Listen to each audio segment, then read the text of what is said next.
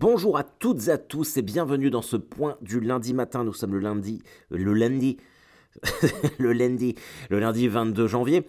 Il fait beau, il fait froid. J'aime ce temps. J'aime ce temps froid et sec qui te fait geler la barbe, qui te crée des glaçons dans les trous de nez. Putain, ça c'est l'hiver que j'aime. Winter is coming. Winter is here. Et on est là, nous aussi. J'espère que tout va bien pour vous. Je viens d'apprendre que Cobra Kai allait arrêter, qu'il y aurait une dernière saison, la saison 6, et que ça serait la dernière de Cobra Kai. Alors forcément, moi je me dis, putain, non, non, non. Et en vrai c'est parfait. C'est parfait. J'ai déjà parlé de Cobra Kai.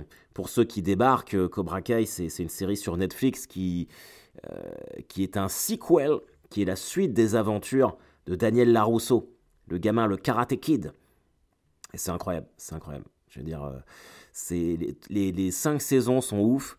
Et finalement, j'en parlais avec un pote, et c'est vrai que c'est ce qu'on se disait, 6 saisons, c'est quand même beaucoup pour une série, surtout une série comme Netflix. Parce que Netflix a quand même vachement tendance à faire des séries, puis à les arrêter au bout de 2, voire d'une saison. Mais là, qu'il y en a eu 5, qu'elles soient 5 fois aussi qualitatives que ça, et puis ça aurait fini par tourner en rond, donc c'est parfait. Mais quand même, la petite larmichette à l'œil,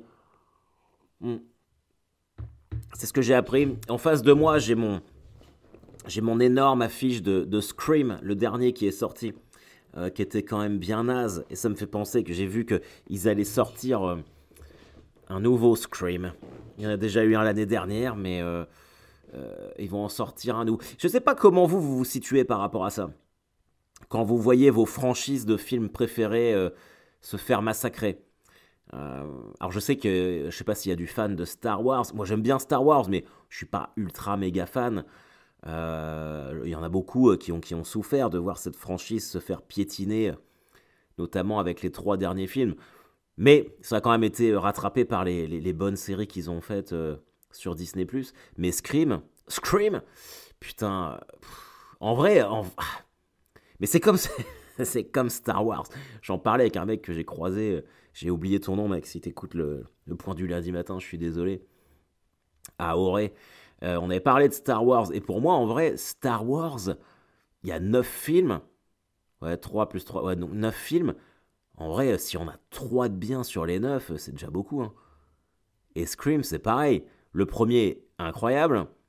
Le deuxième, ça va. Mais le reste, c'est vraiment de la merde. Hein. Et là, quand je vois que dans le prochain, il n'y a pas Neve Campbell, Sidney Prescott, elle a dit qu'elle voulait pas le faire. Si elle dit qu'elle veut pas le faire, sachant qu'elle tourne plus que ça, c'est son gagne-pain, c'est que ça doit quand même être sacrément de la merde, quoi. Et pour moi, enfin, Scream, sans Neve Campbell, c'est un peu comme Halloween sans Jamie Lee Curtis. Même si le dernier Halloween qui a été fait, on m'en a beaucoup parlé, on m'a dit que c'était vraiment de la merde. Mais après, voilà, est-ce qu'il y a un moment... Voilà, c'est ça. C'est ça, en fait, c'est la base de toute relation. Relation amoureuse, relation amicale, relation avec un film, relation avec un jeu vidéo, relation avec ce que vous voulez. Est-ce qu'il n'y a pas un moment où il faut se dire, bah, c'est fini. C'est fini entre nous. On s'arrête là et puis c'est tout. Enfin bon, on verra. On verra. Mais regarde, je vous parle du prochain Scream parce que j'ai vu ça sur Game One. Sur Game One, ils sont partenaires, je pense, du film et ils ont fait une pub. Et c'est l'occasion pour moi de vous annoncer, même si j'ai déjà fait une petite story dans ce sens-là, que je fais mon grand retour dans Game One, dans Level One avec Marcus. Marcus, si tu nous écoutes, mon ami, je suis très très content. Je suis très très content. Je l'ai fait l'année dernière. On s'était régalé. On avait fait une émission spéciale rétro gaming. On avait fait Mega Drive, Quackshot, Golden Axe et tout. Donc là, ils m'ont demandé, parce que c'est moi qui choisis en fait. Donc c'est cool en fait. C'est moi qui choisis, c'est moi qui décide. Mais je sais pas, j'hésite encore vachement. Bah tiens, après tout, si vous voulez me voir jouer... Enfin, nous voir jouer avec Marcus à un truc, faites-moi vos suggestions, parce que moi, mon rêve, c'était de jouer à la Mega Drive avec Marcus, ça a été fait. Mais, parce que là, je suis un peu parti sur la 64, la Nintendo 64. avec Mario 64, des trucs comme ça. Mais si vous avez des suggestions, tout ça, n'hésitez pas. On enregistre le 1er mars, si ma mémoire est bonne. Donc vous avez quand même un petit peu le temps. Tiens, je vais faire une petite étude en story. Tiens, je vais vous demander ce que vous préférez. Donc ça va être cool. Bon, les amis, alors je sais pas si vous avez regardé les playoffs NFL. Putain, je me dis cette année, elle passe vraiment très très vite. Elle passe vraiment très vite. Rappelez-vous quand fin août, début septembre, je vous parlais de la saison NFL, je vous disais putain les Jets, je les sens bien. Et on avait fait une grosse première moitié de saison. Et là, on est déjà à 15 jours du Super Bowl. On est à 15 jours du Super Bowl. D'ailleurs, j'ai fait un jeu concours Celio qui fait gagner 2 places pour aller au Super Bowl à Phoenix. Putain, je sens que je vais les gagner. Je sens que je vais les gagner, je sais pas pourquoi.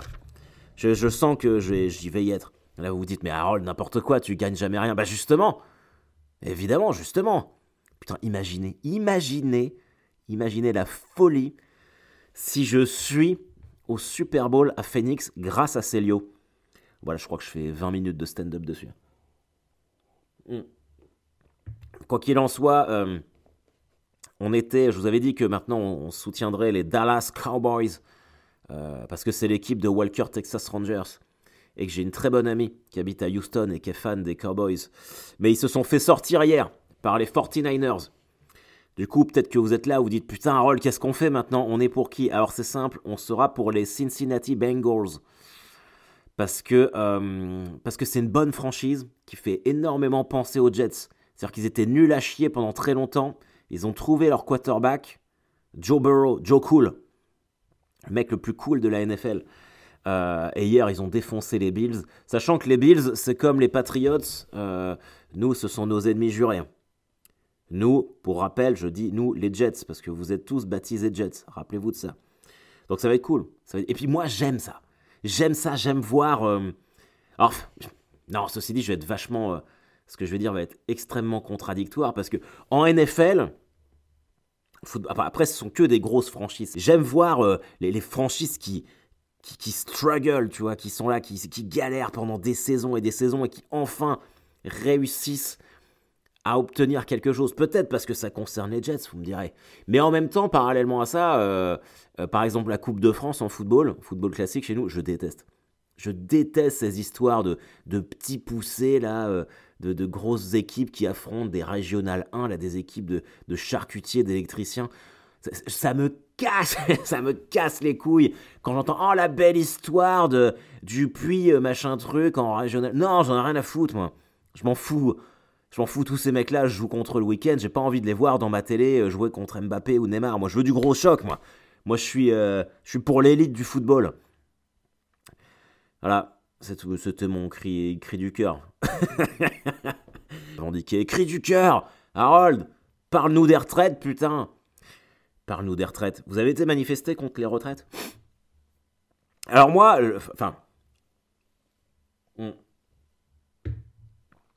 évidemment que sur le fond, je soutiens les manifestants et tout. Je pense que l'idée, c'est d'aller vers le progrès et de travailler moins plutôt que de travailler plus. Mais il y a, c'est vrai qu'en parallèle, quand les gens disent bah oui, mais on vit plus longtemps, on fait moins d'enfants, faut financer le régime de retraite et tout, ça je l'entends. Mais en vrai, moi je vais pas faire semblant de parler d'un truc dont je connais pas. Genre, la réforme des retraites, je l'ai pas lu. Je sais même pas vraiment de quoi ça parle. Je sais juste que je suis contre parce que on a mis dans ma tête qu'il fallait que je sois contre. Et que j'ai l'impression que c'est le cas de beaucoup de gens en fait.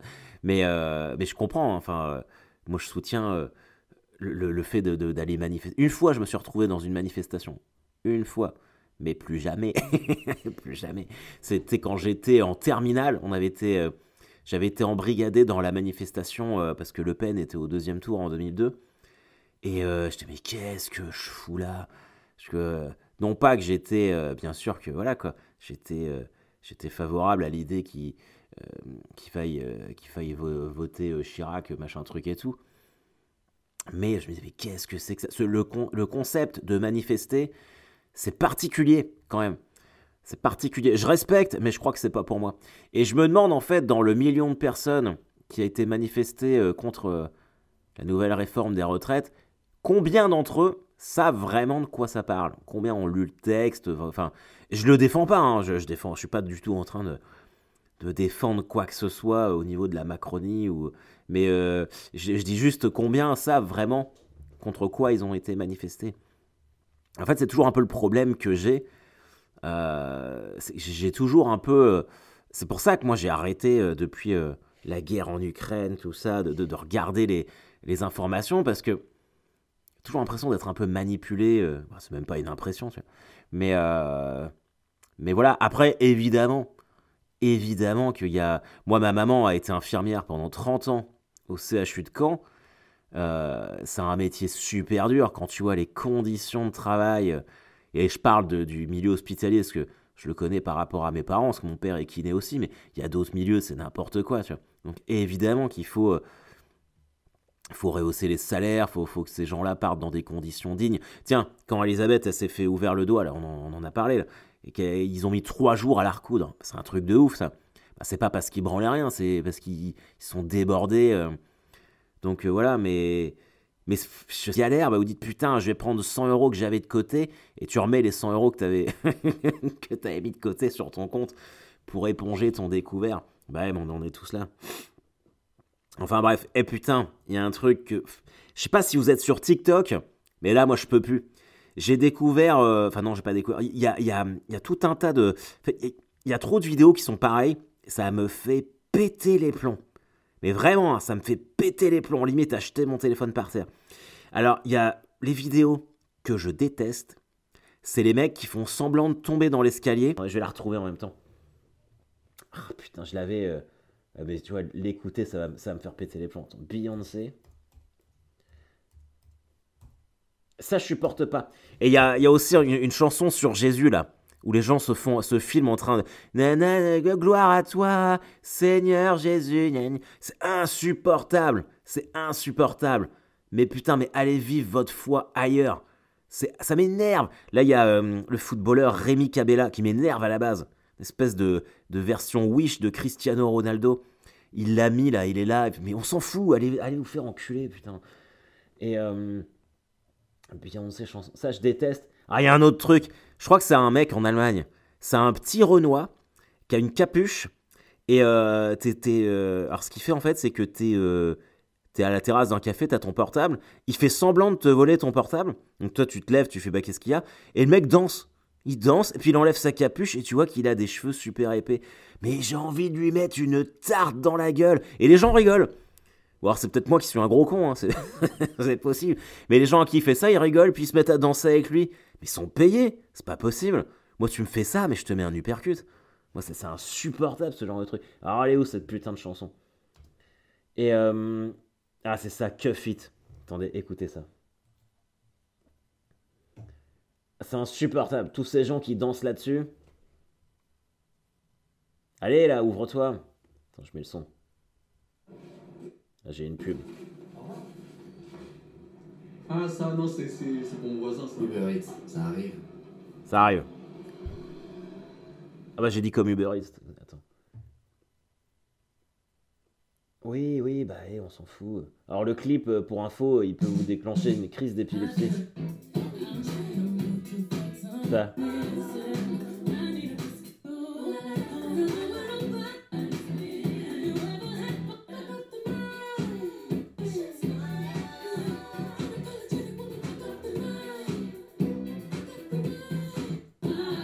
Ah, c'est ça. Donc en fait, ces connards, ils font semblant de tomber dans un escalier, et puis dès qu'ils arrivent en bas... Mais ça m'énerve, ça me fait péter les plombs. Et y a pas que, il y a des gens qui se filment à danser là-dessus. Qu'est-ce qu'elle a de particulier, cette chanson de merde? Ah, pourtant j'adore Beyoncé, hein. Moi tu me mets un petit Crazy in Love, je suis comme un ouf. Hein. Mais ça, peut-être que j'aurais pu aimer cette chanson. Mais à cause de tous ces connards sur TikTok, je peux plus la blairer. Je déteste ça. Je crois qu'en fait, mon problème, c'est que les expressions de joie un peu trop simulées, ça m'énerve. Tu les vois là danser, gna gna gna gna. Je suis sûr que dès qu'ils arrêtent d'enregistrer leur téléphone, ils se mettent à pleurer, ils avalent un Xanax parce qu'ils ont une vie de merde.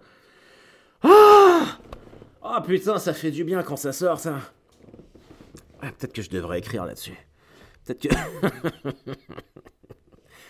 ça me rend ouf, ça me rend ouf. Enfin bref, du coup, TikTok, je peux plus. Je peux plus. C'est un truc de ouf. C'est un truc de ouf. Je sais pas si vous avez vu, mais on a lancé la billetterie hier pour mon spectacle au Point Virgule, le jeudi 16 mars à 20h. Point Virgule, c'est à Paris, théâtre mythique, tout ça. C'est la seule date que je vais faire à Paris. Enfin, à moins que ça soit complet et que grosse demande et tout, mais bon, on va être très réaliste. Il y a quand même peu de chances que ça arrive. Mais on sait jamais, on sait jamais. Donc voilà, si vous êtes à Paname, aux alentours, et ben voilà, vous venez, c'est un jeudi, c'est à 20h. Sortant du boulot, vous allez prendre des verres. Vous venez, bam, vous prenez des... Et puis voilà. Donc, en fait, pour moi, j'ai déjà expliqué, hein, c'est très dur en fait d'être à Paris parce que il y a un moment en fait, je me suis souvent dit putain, ouais, Paris c'est compliqué. Non pas que ça rigole pas, hein, ça rigole partout, mais voilà, faut attirer les gens, machin truc. C'est une ville qui est un peu que j'aime pas trop, où je me sens pas super à l'aise. Et pendant longtemps, je me dis ouais, mais peut-être que je suis un humoriste de province. Bah tu sais quoi? Ouais, je suis un humoriste de province en fait. Franchement, ouais. Et je préfère, tu vois, je préfère aller, moi, à Lille, à Lyon, à Marseille, des trucs comme ça. Paris, j'aime pas. J'y vais. S'il y a du Maboul à Paris qui a envie de voir le spectacle, eh ben, je mets ça dans la tournée. Mais en vrai, je cherche plus à plaire. Si ma ville, elle peut rester comme ça jusqu'à la fin, bah vas-y, moi je signe direct. Ça me convient tout à fait. Je vais partout. Ça vous fait marrer. Moi, j'ai des salles qui sont pas mal. Tu vois, à Lille, là, franchement, c'est la première fois que ça me le faisait. Je vous ai dit qu'il y avait 19, 25 résals mardi. J'ai fait un post sur Facebook. Il y en a beaucoup d'entre vous qui sont venus, parce on est monté à une petite soixantaine. Et vous avez répondu présent, les amis. Vous avez répondu à l'appel des Maboules. Et ça fait plaisir et c'est nouveau. Donc, c'est très encourageant, ce que je me dis que les vidéos, l'Enfer 2 fait que vous me découvrez, vous avez envie de voir ce que ça donne en spectacle. Alors samedi à Lille, c'était ouf. Hein. Putain, j'ai été ultra méga chaud. Grosse soirée. Les gens étaient très contents et j'étais très content. Et merci putain. C'est tellement... moi, à chaque fois que je vais jouer, d'habitude, il y a quand même... il y a des gens qui viennent voir le spectacle, mais à part à Caen, hein, j'enlève Caen, mais il y a quand même une grosse proportion de découvertes, de gens qui savent pas trop ce qu'ils viennent voir, ils vont juste voir un spectacle d'humour. Là, c'était moins le cas où c'était des gens qui me suivaient, qui m'avaient vu, machin truc, et qui venaient voir le spectacle. Donc c'était extrêmement chouette. J'ai adoré. Il y a un petit mec, je pense que le gars il a mon âge, qui a fait ma première partie qui s'appelle Léo Hart. Très drôle, très drôle. C'est le co-auteur de Reda Sawi, un Québécois, un copain à moi qui joue aussi, qui est très drôle. Et vraiment, ouais, j'étais content qu'il fasse la première partie parce que c'était très chouette. Donc vraiment vraiment cool. Je suis très content. Comment ça va se passer cette semaine? Je suis à Versailles jeudi avec le Paris Comedy Club. La semaine d'après, alors si vous voulez des places pour Shirley et moi le mardi, il en reste. Il en reste même trop, si vous voyez ce que je veux dire. Donc si vous voulez pas que ça soit annulé, prenez vos places. Parce que là, je vais refaire un petit post, mais il va falloir s'activer un peu. Et 3 et 4 février à Cholet, dans un nouveau café-théâtre qui s'appelle Le Balcon, pour jouer Deadline. Et le jeudi 2 février, je serai à l'Entrepote à Montaigu. Et là, ça sera le nouveau spectacle. Ça va être l'objet de mon travail de toute la semaine. Ça va être répéter, écrire, trouver le bonheur, machin truc. C'est très excitant. J'ai les miquettes parce que l'Entrepote, c'est un bar. Alors bon, même si c'est sur mes terres clissonnaises un peu, donc j'aime bien aller là-bas, mais c'est très dur à jouer. C'est très dur parce qu'on voit les gens sont assis à table, ils boivent des coups et tout. Mais là, c'est comme une grosse séance de muscu après un lendemain de cuite. Là, tu travailles. Là. Donc ça va être très, très cool de faire ça. Venez, hein, c'est entrée libre. Évidemment, moi, je facture au bar, mais... Donc venez, c'est jeudi. C'est tout pareil que pour le point virgule. Hein. Sortez du travail, venez vous éclater, machin truc. Voilà. Et puis, alors, je regardais quand même de quoi je pourrais vous parler cette semaine. Et alors, je suis tombé sur plusieurs faits divers qui se sont passés en Bretagne récemment. A priori, si vous êtes en Bretagne, il y a un petit souci de dépression globale. Écoutez le premier truc. Alors, je remonte l'article. Un homme tue sa fille de 3 ans et sa compagne avant de se suicider avec un fusil de chasse. Bon, là, tu te dis, ok, l'ambiance, c'est pas mal. Ça, c'était à Saint-Brieuc. Tu descends, donc là, mec 24 ans, la femme 22 ans. Enfin, ça, tabou. Moi, je me suis toujours dit, putain, pour se suicider... Parce que les gens disent, ouais, il a pas de courage, machin truc, il s'est suicidé. Bah non, moi je pense qu'il faut beaucoup de courage pour se dire, je m'arrête là, quoi. Mais tuer sa fille et sa femme, mais putain, mais c'est un truc de... Les gens sont tarés, quoi. Alors voilà, donc on avait ça. Et depuis le début de l'année, hein, il y a aussi eu, à Carantec, un homme, sa femme et leurs 2 filles ont été retrouvés morts dans leur maison. Alors les 2 femmes et les 2 filles ont été asphyxiées avec un sac plastique et le père s'est pendu derrière. Morbihan, double homicide. À Saint-Jacques-de-la-Lande, près de Rennes, le corps d'un couple et leur fille de 25 ans découvert dans le pavillon. Double homicide et suicide du père. Encore le père. En fait, les mecs, faut arrêter. Si vous voulez vous suicider, suicidez-vous, mais laissez vos familles tranquilles. Hein. Et pas besoin d'emmener tout le monde avec vous. Hein.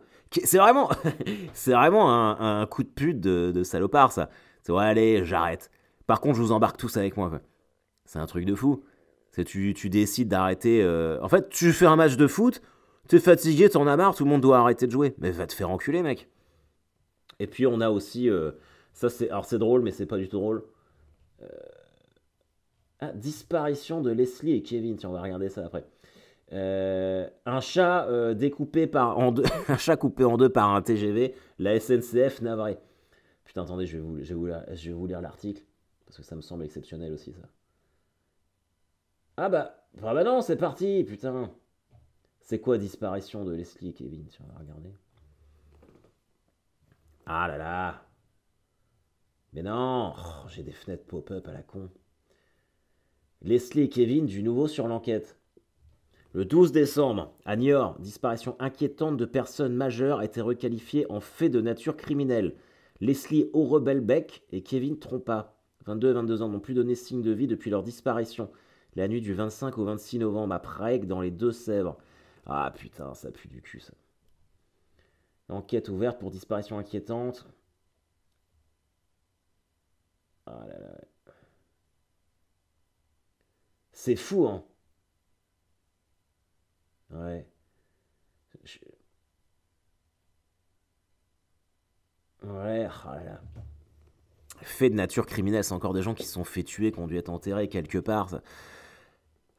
En vrai, et c'est pour ça que je vous parlais, enfin je vous disais que moi je regarde plus les infos, en fait on devrait même, on le sait. Faites gaffe à vos miches les amis, faites gaffe à vos miches.